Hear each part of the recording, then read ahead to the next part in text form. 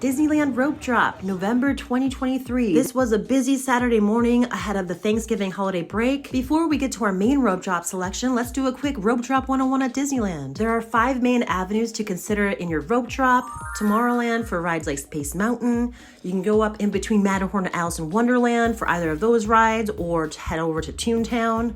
Head straight through the castle for Fantasyland if you want to hit up Peter Pan first, Frontierland for Big Thunder, or if you're doing Rise of the Resistance, I heard that's the preferred method to take past Big Thunder to get to Rise of the Resistance and Galaxy's Edge, and through Adventureland for Indiana Jones, Pirates, Haunted Mansion. Now, I always see people using Adventureland past Hungry Bear to get to Rise of the Resistance. However, I hear going through Frontierland past Big Thunder is the best route to get to Rise of the Resistance for rope drop, due to where they line everyone up for the queue for rope drop specifically. But as always, let me know your thoughts in the comments on that one. So here we go. I chose to rope drop Adventureland. Can you guess where I'm going? Let's see, Jungle Cruise, Indiana Jones, Pirates, or Haunted Mansion Holiday. What do you think I'm doing?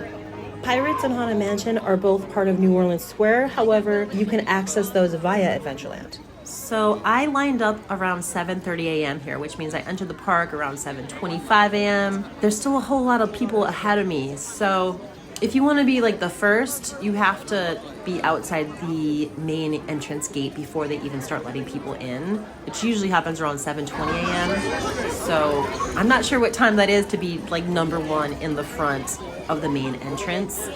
I can only guess you have to be there by 7 a.m. or earlier. If you've done it before, if you were like the first person in line for like Indiana Jones or like Rise of the Resistance, let me know what time you guys got there for that. With that, Jungle Cruise, great ride to rope drop at Disneyland. Disneyworld's a little different. It's very packed up. They offer Genie Plus at Disney World, so Disneyland's a little different. Great ride to rope drop because it's not offered on Genie Plus. However, I will say even going to Jungle Cruise around 8:30 or 9 a.m. is still not that bad of a wait, maybe 15-20 minutes, and then you can allocate your first 30-45 minutes of rope drop to other attractions. I'm just throwing out some tips here, so you do what you want with them. Now, I'm not a personal fan of rope dropping Indiana Jones because there is always a line right away and it does break down quite frequently, so I usually try to do that later in the day, Genie Plus it. If you ever see a 30-minute or less wait though later in the day, by all means hop in that line. It's not going to be that bad. The line will be moving. And Genie Plus, if you have Genie Plus and there's a 30-minute wait for standby, you're still going to be waiting 20-25 minutes with Genie Plus for Indiana Jones specifically, due to where the standby line and the lightning lane merge. So just some things to consider. And really quickly, because I was blabbing about Indiana Jones as I passed Pirates. Pirates is also a great ride to rope drop because, like Jungle Cruise, it doesn't offer Genie Plus. So great ride to do right in the morning. But also, just like Jungle Cruise, is you can also get on it at 8:30, 9, 10 a.m., probably with a 30-minute or less wait. So maybe allocate your rope drop morning hour, first 2 hours, to other attractions, and then do Pirates later in the day.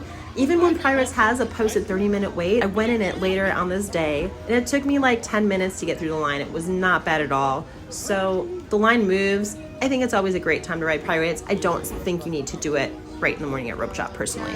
And my blabbing has commenced on Pirates, Jungle, and Indiana, and we have made it to our first rope drop selection, which is Haunted Mansion Holiday. The queue looked like it was long. It was wrapped outside the gates. However, as soon as I was done moving, I was on the ride. So great ride to rope drop. And due to the demand and popularity in the holiday season, the line only gets longer throughout the day. Also a great Genie Plus attraction to use if you're using Genie Plus. But I chose to rope drop this as I wasn't using Genie Plus today. So the time it took me from 8 a.m. rope drop to actually get to Haunted Mansion was 8 minutes. By the time I was off of the ride, 10 minutes had gone by, so the whole process took about 18 minutes from rope drop to getting on the ride to getting off the ride.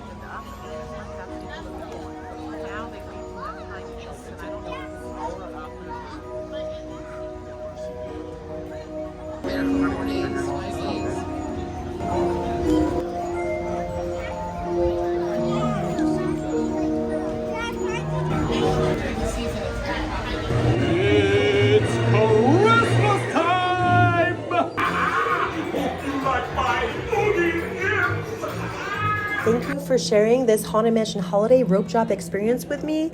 I hope some of my tips were helpful, and I'll see you real soon.